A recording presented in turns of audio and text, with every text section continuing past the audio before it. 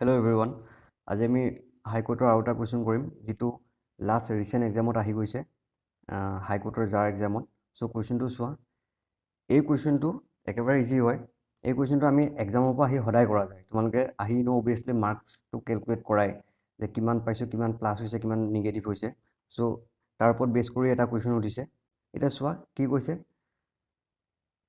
+3 marks are given for every correct answer and -2 marks are given for every incorrect answer.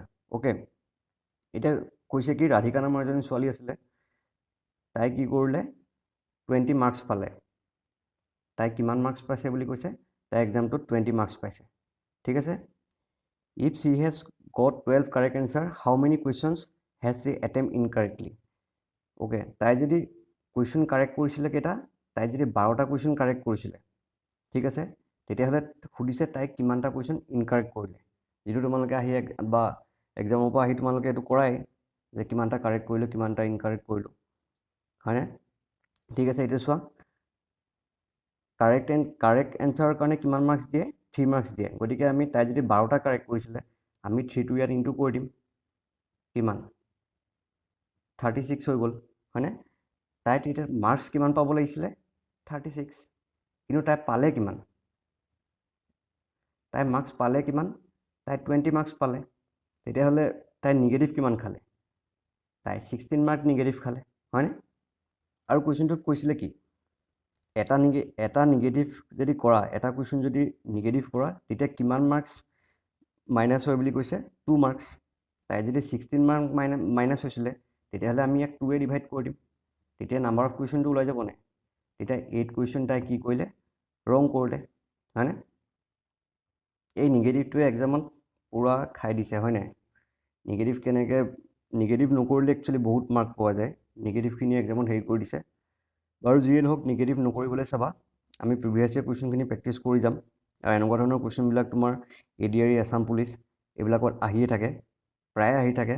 আৰু previous year কৰিলে maximum topic cover হৈ যায়। চ' এইটো একেবাৰে easy question আছিলে। ত' এনেকৈ আমি কুৱেশ্যনবিলাক কৰি যাম, ঠিক আছে। এতিয়া নেক্সট কুৱেশ্যনটো চোৱা। অ'কে, এতিয়া এইটো কুৱেশ্যন চোৱা। এইটো কুৱেশ্যন কি কৈছে, ৰিজনিঙৰ কুৱেশ্যন হয়। এইটো এনেকুৱা কুৱেশ্যন ৰিজনিঙত আহে। এনেকুৱা কুৱেশ্যন যেতিয়া আহে, তেতিয়া সদায় এটা বস্তু ফ'ল' কৰিবা যে ডাঙৰ নাম্বাৰকেইটা কোনটো বক্সত আছে, বা ডাঙৰ নাম্বাৰকেইটা কোনটো ডাইৰেকশ্যনত আছে, ঠিক আছে। এতিয়া ইয়াত চোৱা, এইফালে তোমাৰ 25 আছে, এইফালে তোমাৰ 71 আছে, আৰু এইটো বক্সত কি আছে, তোমাক কুৱেশ্যন মাৰ্ক দিছে। এইটো আমি কি আছে উলিয়াব লাগে, হয়নে? এতিয়া আমি এইটো ডাইৰেকশ্যনত কৰিম, ঠিক আছে। এইটো ডাইৰেকশ্যনত কৰিলে তেতিয়া আমি পাম।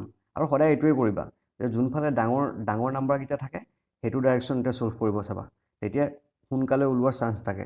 এক্সেপশ্যনেল কেছত বাদ দিয়া, বাট তোমালোকে প্ৰায় প্ৰথমতে এইটো ৱে এটেম্প কৰিবা যে কোনফালে ডাঙৰ নাম্বাৰকেইটা আছে। এতিয়া ইয়াত যদি লজিকটো চোৱা, প্ৰথমতে চোৱা, আমি কি কৰিম, 2 × 3 কৰিলোঁ। ছাপ'জ আমি ধৰি ল'লোঁ 2 × 3 কিমান, 6, হয়নে? 6 × 4 কৰিলোঁ, কিমান, 24, হয়নে? এতিয়া যদি ইয়াৰ লগত আমি +1 কৰি দিওঁ, তেতিয়া কি হ'ব, তেতিয়া 25 পামনে? ঠিক আছে। এতিয়া আমি কি কৰিছোঁ, ইয়াত যে যিকেইটা নাম্বাৰ দিছে 2 × 3 × 4 +1, তেতিয়া আমি কি পাইছোঁ, 25 পাইছোঁ। সেইটো লজিকত আমি কৰি চাওঁ, ঠিক আছে। এতিয়া নেক্সট কুৱেশ্যনটো, নেক্সট লাইনটোত চোৱা। ইয়াত কি কৰিছোঁ, 5 × 7 × 2, 5 × 7 কিমান, 35, 35 × 2 কিমান, 70, হয়নে? 35 × 2 কিমান, 70। ইয়াত যদি +1 কৰি দিওঁ, তেতিয়া কি পাম, আমি এই 71টো পামনে? পালোঁ। চিমিলাৰলি আমি ইয়াতো কৰিম। এতিয়া এনেকুৱা কুৱেশ্যনবিলাক কি কৰিবা, দুটা যদি ৰ'য়ে ছেটিছফাই কৰে, দুটা লাইনত যদি কণ্ডিশ্যনটো ছেটিছফাই হয়, তেতিয়া অবভিয়াছলি থাৰ্ড যোনটো লাইন থাকে তাতো কণ্ডিশ্যনটো তোমাৰ ছেটিছফাই হ'বই, বুজিলা। ইয়াত আমি ইনটু কৰি দিম 1 × 5 × 6, কিমান হ'ব, 1 × 5, 5 × 6 কিমান, 30, 30 + 1 কৰিম, তেতিয়া কি পাম আমি, 31 পাম, হয়নে? চ' অপশ্যনত চোৱা অপশ্যন এ 31 দিয়া আছে। চ' আমি পাই গ'লোঁ। এইটো বহুত ইজি কুৱেশ্যন আছিলে আৰু এনেকুৱা কুৱেশ্যন আহেই তোমাৰ প্ৰায়, বিশেষকৈ SSC, ৰেলৱে এইবিলাক এক্সামত এনেকুৱা কুৱেশ্যন দেখাই যায়।